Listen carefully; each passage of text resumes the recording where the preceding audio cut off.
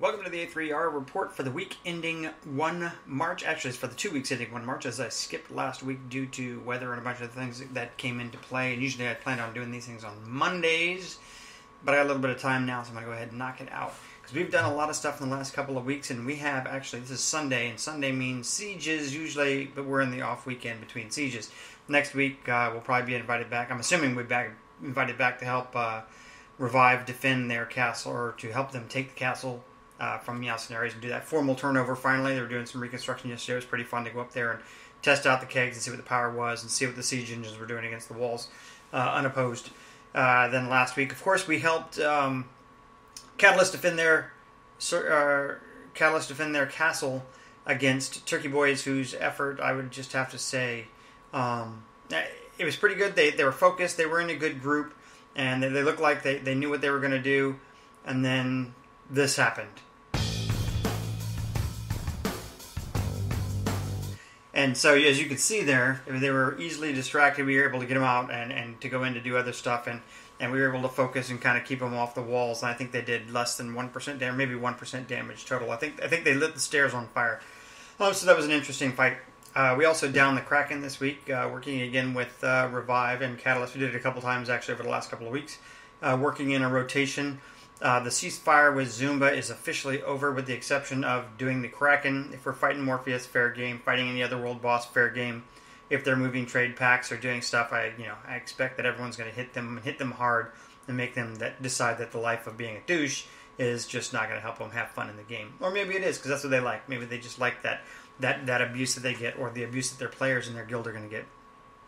So it was kind of interesting talking to that kind of stuff. So we know that Insomnia has been, we've been doing well. We've got like 30 people on every single night. I think at least half those people are probably gaining labor, it looks like, from the things we're doing. We've been doing lots of Serpentis runs. We're doing, I know they're doing some Dahuda runs right now in the Sea of Drowned Love. Other things going on. We've consolidated. We've got siege engines going and are under construction, preparing for maybe we will or will not. We don't know. Sometime in the future, look at helping with take a castle or defend a castle or do whatever. Those kinds of fun things that you can do. The other parts of the game. So other than that, people are growing crops, cutting trees. Lots of fishing been going on. We've had a couple of fishing runs and fishing fleets, and so let's kind of step back real quick and talk about. I mean, those are all the things that we've been doing inside of Insomnia, and so we're going to step back and see what's going on in the game. Well, we had a live stream last week. We talked about it. It was good because we actually got to see Krolum pretty passionate about the Archeum issue, and he says that he agrees with us, and he looked sincere in what he was saying he was almost pretty much banned from talking to XL about Archeum, because that's all, that's his number one topic, is getting that fixed. They agree that it's low, they want it fixed, and XL is resisting in this. But what's coming up is that they have an announcement now that March 10th is going to be the release date for the Secrets of Ionod, which is the first part in the next couple of big content patches we're going to get. This one's going to give us the library, it's going to give us Diamond Shore, it's going to give us leveling to 55. Now, the funny thing is, people have been complaining about, oh my gosh, I won't be able to play the class I want. I've been doing this, I've been playing a Hierophant or a Cleric or a Reaper or whatever else, and I'm not going to be able to do that because it's going to take me forever. It's about 95 million or 80 to 95 million experience, depending on which table you look at, and that's going to take forever. I mean, the entirety of leveling one level, 51 to 52 is exactly everything it took you to get from 1 to 50. So it's a lot of stuff that's going to go on, and the only method we have of doing this is grinding mobs in the library, which is good because that's where you're going to get Archeum. Side note there. Or doing Xperia plants, or doing anything else using your labor to get your thing up.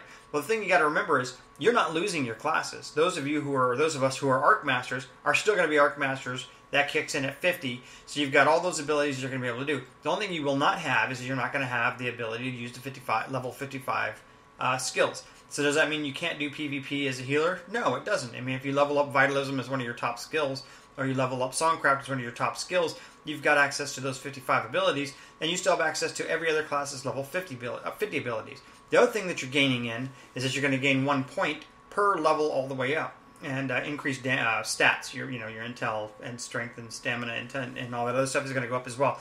So, and when you go through the library, pick the 3 that you're looking to level all the way up, that you want to use those level 55 stats or that are your highest priority, and work on those. And when we go do runs, like we go do Serpentis runs, or we're going to go do Sea of Drowned Love, or we're going to go do PvP, just respec into whatever you want, modified with the new points and abilities you have for level 55, or on your way, 52, 3, 4, as you go up.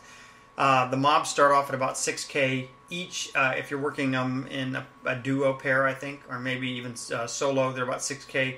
Then as you move up to the higher levels, the 51, 52, 53, or level 53 floor and above, then the mobs are actually worth between 12 and 15K each if you're doing them solo. Some classes can do them solo, so some classes won't be able to do them solo. I'll be a healer, or I'll be a conglomeration. I mean, I'm going to go, I think, Vitalism, Shadow Play, and Sorcery, because I want God's Whip and I want the throwing daggers or whatever the hell the ability is for the rogue, which lets you play, you know, the powered out dagger spell, and so we will do that. So look at the things you want to do. If you want the top tanking tree, pick it. If you want the top Aromancy tree, pick it, and take that as one of the trees you take all the way up. Is it going to take you a while to get everyone to 55? Yes, it's going to take you approximately, you know, if you do it the most efficient way, it'll take you about 360 million experience, which means you're going to be in there for months, right? You can do a lot of stuff in a week with grinding. You can get all your classes in a week. You can grind all your classes on a brand new character once you hit 50 and you go into the Secrets of the Library.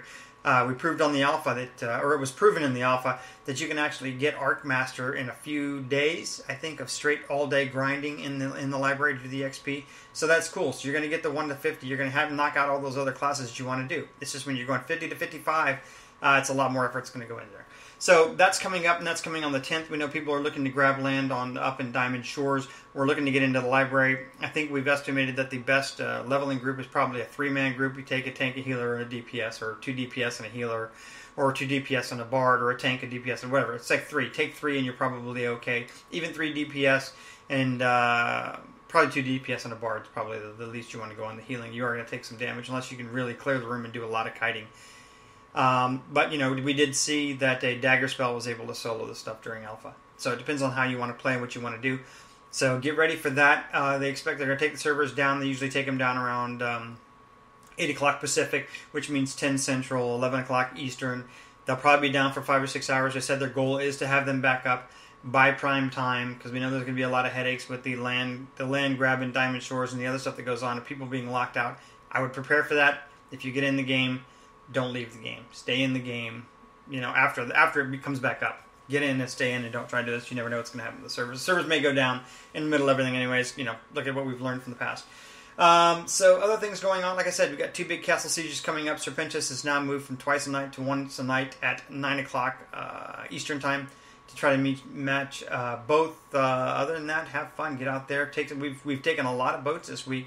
Despite the reduction in the number of people who are out on the seas. I know Takeko grabbed a couple of merchant ships last night coming out of Sandeep, so we've taken out a couple of fishing boats. We had some fun with Turkey Boys and took a bunch of their stuff. So we're going to continue to fight the West. We're continuing to fight Zumba, with the exception, again, around the Kraken itself. Our turn for Kraken actually ought to be coming up today or tomorrow, so look for that. Stay involved. Get involved in the forums. Just so you know, let me pull it up so I can get the... I should have it up. If you go to the forums, you want to go to our webpage is the http dot blah blah blah, you know that stuff. insom.guildlaunch.com, and it'll take you to the Insomnia site. If you're not already a member, but you were already a member of CE or CM before, and you were on their websites, you just click the application. All it's going to ask is, are you a member of the guild in game? Yes or no, and what's the name of your character? Because some of you have names like, you know, Panda Sex 44, and I have no idea who that is, and it turns out that's like Kurz. So it's not Kurz, it's Kurz, but you know, that kind of stuff. So we can tell who you are when you join the game. So good job to everyone. We've had a great couple of weeks. I'll get these things and be back on weekly. I hope everyone has a great week in gaming. I look forward to seeing you all in there. Jump in, TeamSpeak, chat, have fun. Bye. Hey. Original Root Boy, DJ Shaky, well done, John Black. Hey man, piensa que quiero conocerla, para que toda la noche ya conmigo puedas estar. Hey, busca ayuda para ti, para que te diviertas y podamos compartir. Río danza, danza, guayo, guayo, río danza, danza, guayo, guayo, río danza, danza, guayo, guayo, guayo, guayo, guayo, guayo.